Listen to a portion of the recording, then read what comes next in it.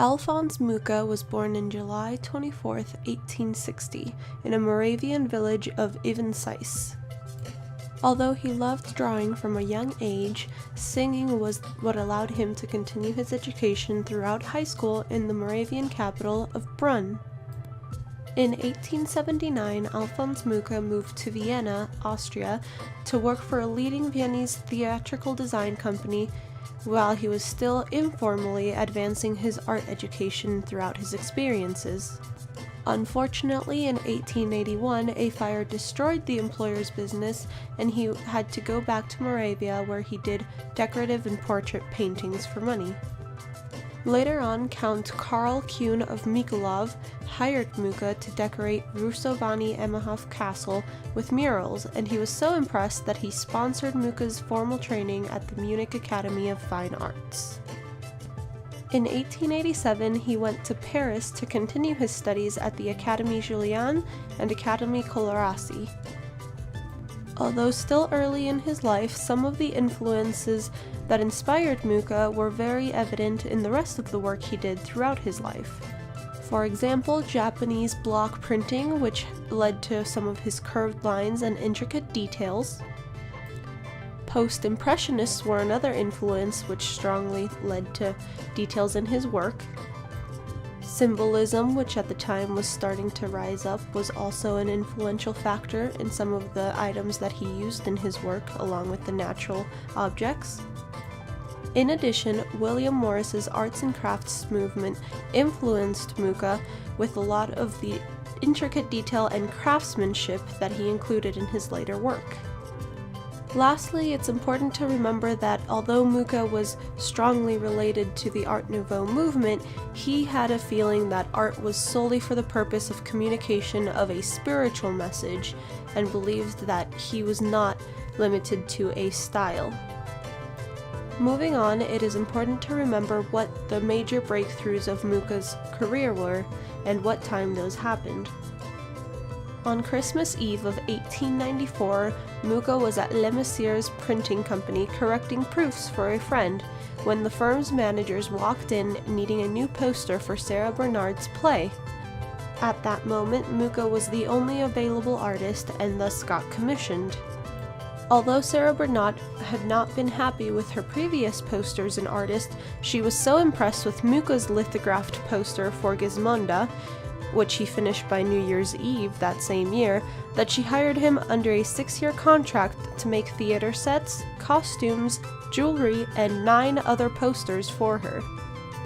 Mucha also made furniture, wallpapers, carpets, stained glass, manufactured objects, and pattern books, which he collaborated with Maurice Verneuil and Georges Auriol and helped spread the style. On December 20th, 1899, Mucha created Le Pater. He explained it as his masterpiece and said that he put his soul into the work. This piece of artwork was an examination of the themes of the Lord's Prayer in Mucha's style.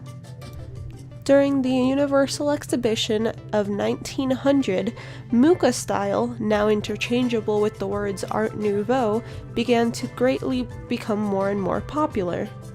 Following the exhibition, Mucha faced the height of his fame, and during 1904 he left Paris for his first visit to the Americas. Shortly after traveling to America, however, he created his last major Art Nouveau work, and that was in 1909. It is important to remember that even during his later life, however, Mucha still had many appreciated and famous artworks that he created. Not only did he help collaborate in the Austrian pavilion, but Mucha also decorated the Bosnia and Herzegovina pavilions as well by himself. On June 10th of 1906, Mucha married Maruska Chitilova and had a daughter and son. Fortunately for Mucha, in 1917, Czechoslovakia became independent and he moved back, focusing all of his time and work there to further his people's country. Mucha was responsible for designing new postage stamps, banknotes, and other such government documents for the new Czechoslovakia Republic. In 1912, Mucha created the Slav epic. He later gave this to the city of Prague in 1928, where it has been on display since 1963 in the Chateau of Moravsky Krumlovat, the South Moravian region in the Czech Republic. The Slav epic is one of Mucha's famous series of 20 large murals depicting the entire history of his people. Another famous series by Mucha is Seasons, done in 1897, and it is a series of 4 panels personifying the seasons throughout the year. It is important to realize that although Mucha's work seems to center around young women, the women are truly quite unable to be given an age.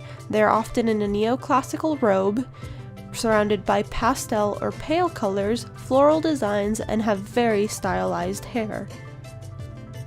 As we've reached the end of his life, in 1939 Germany invaded Czechoslovakia and Mucha was one of the first to be arrested and interrogated.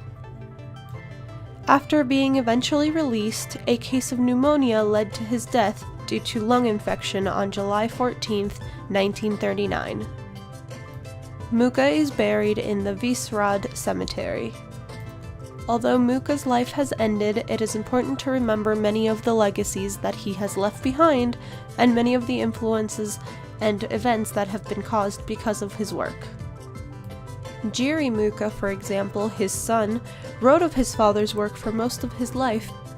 Following his steps, John Mucha, Mucha's grandson, recently opened and operates the Mucha Museum in Prague.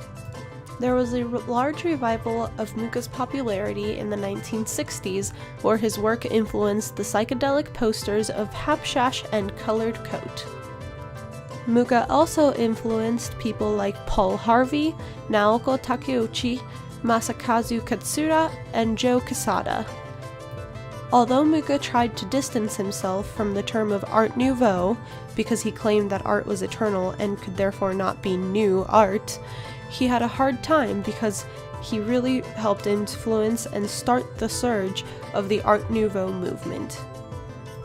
Another important fact to remember is that during his time, Mucha's stylized hair was critiqued for being noodles and spaghetti, but is now actually one of the most famous trademarks of his work. Even in today's world, as such mentioned with some of the people who he influenced previously, Mucha is still constantly being used as an inspiration in art and design, and it is important to appreciate his work for what he created as well as for the messages he conveyed.